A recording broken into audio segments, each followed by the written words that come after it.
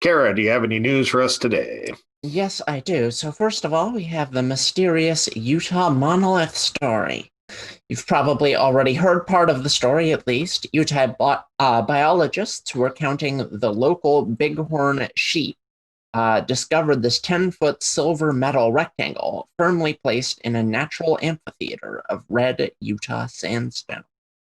Anyway, twists in this story came over the weekend when one, BLM officials announced the monolith had been removed as mysteriously as it appeared, and two, a new monolith, basically identical to the first one, has appeared outside the site of an ancient fortress in Romania. Anyway, is this case the work of a worldwide cabal of rogue art enthusiasts? Or the work of a worldwide cabal of rogue art enthusiasts who happen to be extraterrestrial aliens? Only time will tell. Dozens of poisonous blue dragon sea slugs were found washed up on a beach near Cape Town in South Africa. These creatures feed on the much larger Portuguese man-o-war jellyfish, which have made news of their own in the past few years due to a massive explosion in their numbers, probably as a result of warming ocean temperatures.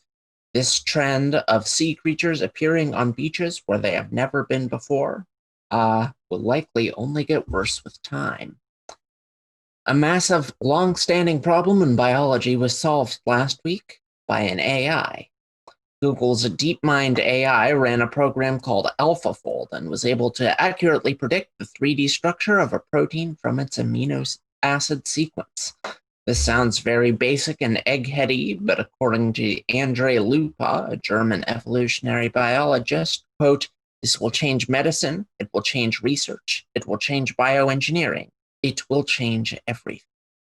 And it was discovered by a computer. Finally, zombie mink are rising from the grave. All farm mink in the country were ordered killed by the Danish government after a new strain of COVID-19 was reported to be emerging in some of them. These corpses have been partially emerging from mass graves due to gas bloating, or possibly due to a lust for vengeance.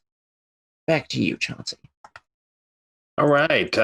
So the Utah monolith, I don't know. I was back and forth when I first saw this one. Mm-hmm. Part of me is just, oh, well, this is obviously some Banksy guy. But then, I mean, I couldn't help but to think that it was some sort of ancient bighorn sheep god.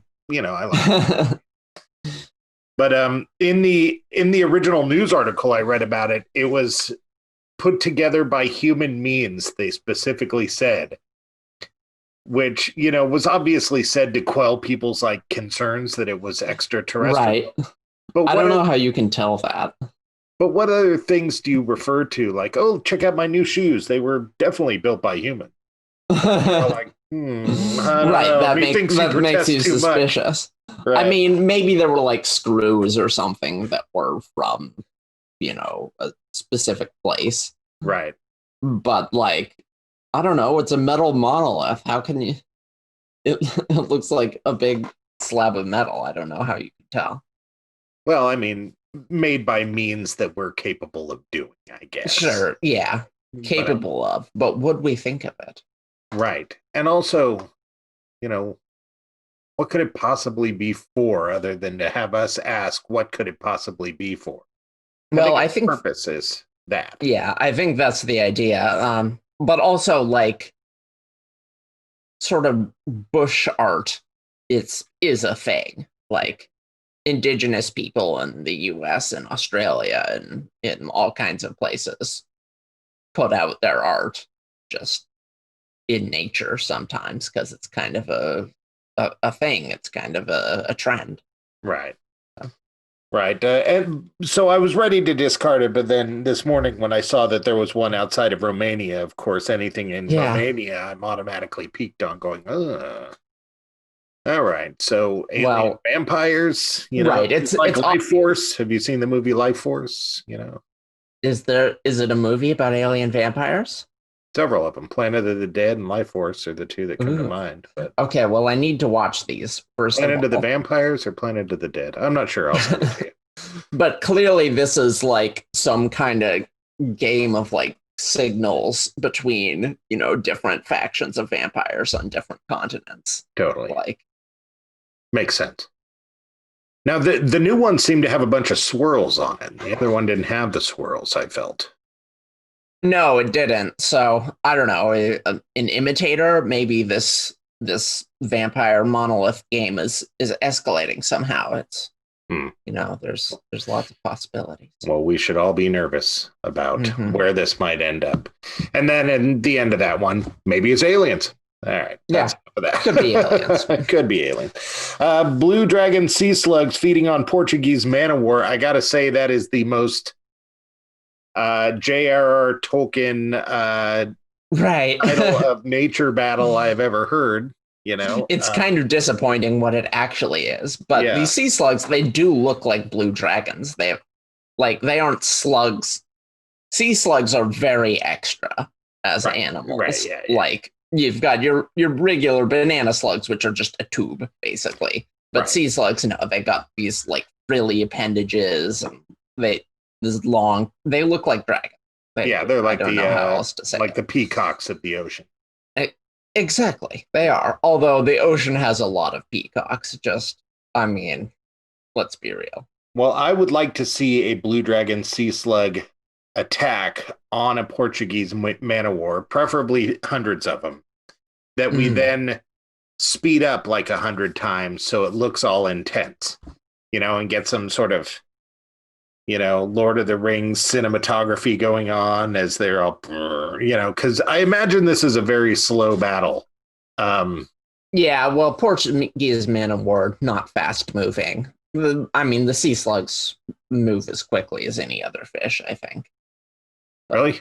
They're not like slugs? Yeah, they are gastropods, but that's kind of where the similarity to our terrestrial slugs end. They're, they can zip around in the water. Are they delicious? The news articles did not say. I do not know. And then an AI changing the world. We knew this time was coming. I would like to remind people that the dangers that we see from AIs are more human decision based, like us putting too much faith in AIs to take care of things. AIs are nowhere near the human brain at this point. Oh, sure. Yeah. So it's like... but they're already much better at solving, certain problems. Yeah. Mathematical. Yes, exactly. Boring problems. And also chess, which, I don't know, depending on how you feel about chess. Might be a boring problem. The interesting part of chess is like the homoerotic tension as you're playing chess with like a supervillain who you've been sort of like facing off with against decades. Maybe they were once your friend, but I like the homoerotic part. Perhaps we should make out, Mr. Bond. It's like... I was thinking of Magneto and Professor X, which anyone who tells you that is not a homoerotic relationship. Okay, well, insane. Coming from outside of that world, the thing that I definitely think of as the homoerotic villain hero relationship would be He-Man and Skeletor. Okay, also that it's pretty hard to have like a long running hero villain relationship without some feelings brewing. Right. Yeah, that's true. What was it where they were each other's only friend at the end of life? There was some movie where, in The Watchmen, where the comedian breaks in on that one guy's house because Moloch. Yeah. I don't. Oh yeah, that did happen in the movie too. Yeah. But he had no one else to talk to about this stuff he'd seen. Although I did feel like that was reciprocated, but that's only because Moloch retired. And hadn't been a villain for 10 years. And he was really ugly, so he was ready for anything. The man had cancer, Chauncey. And a rat face. He did appear to still have the rat face in earlier times, but he had sort of a debonair, like, stage magician look. I don't know. It's not his fault. We all get old. So do you feel that we've exhausted this AI solves the 3D structures of a protein yet, or they're getting we move smarter. on from that? That's the point. Yeah, okay. All right, and then zombie mink COVID-19. They're rising bodies, of course. That's kind of cool. Buoyancy in the water makes me think of Louisiana. Once again, vampires. That's kind of cool. Well, it's buoyancy in the soil. Although, fun fact, that same phenomenon is probably the rise of some vampire myths. Right. Like, people improperly buried, and like there are reports from not ancient times, but like medieval times of people being like, oh, heck, this guy's hand is totally rising out of the soil. And that can happen when the body undergoes changes after death. Well, I got something really scary for you in the audience. My wife actually told me about this story yesterday. Mm-hmm. And included in it that several mink farms in Oregon have been shut down for the same thing. Oh. Well, that's concerning. Not the rising bodies, the COVID-19 mutation. Right, yeah, the zombie part is incidental. I can deal. We're all used to zombie parts at this point. Right. You just know that we're going to kill all the mink to prevent the COVID, and then we're going to be up to our elbows in zombie mink. Right. See, zombie mink, zombie, you know what to do with zombies. You don't know what to do with COVID. Like, if COVID was like zombies and all I had to do was go to Costco and not get bit by some boomer while I'm trying to buy something, I'd be fine with that, But no. Yeah, but it's zombie mink. I feel like everyone's zombie survival plans are very much predicated on the idea of bipedal, like human-sized zombies. But zombie mink, they can get in through your crawl space. They can. Yeah, exactly. Tall grass, no one is safe. It's like Pokemon, but they kill you. Yeah. Gotta catch them all.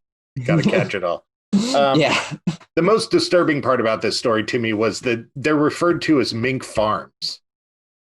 Like every other animal is on a ranch. You got a ranch because you raise they're the farmed animal for their fur, Chauncey. Right. I know. Mink farms. I think it's very misleading to use the term farm. I don't know. I don't like it. For one, I think it's weird.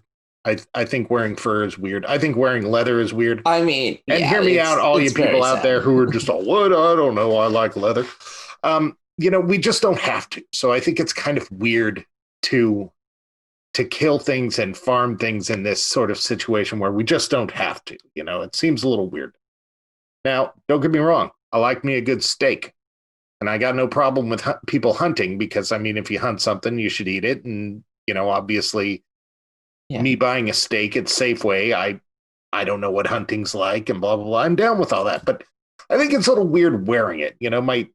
My sister-in-law had a leather trench coat. And every time I looked at her, I'm just all, that's like a whole corpse. They just like fully skinned a whole corpse of a cow. And now you're wearing it as an outfit. Right. I think it's weird. Only fine if you have like a personal beef with this cow. Like if you hate the cow. Is there any pun intended there, or was that like? I was wondering whether you'd pick up. I was gonna leave it as kind of like a stealth pun for eagle-eyed viewers, but you had to draw attention to it, so now it just sucks. Yeah. It's okay. Yeah, totally. Like you should have to fight the cow in a ring, or maybe you could be a matador. Everybody says matador. History with the cow. Yeah. Right. Like everybody's crapping on matadors, yet they're wearing leather trench coats. Right, but wearing a cow that you don't even know. And if you held up your arm of your trench coat and you see this was the death blow. This hole here in my trench coat. Perfect. Yes. See, that's ideal. Right. All right. You're listening to Radio Wasteland. Come on back for some more Radio Wasteland fun.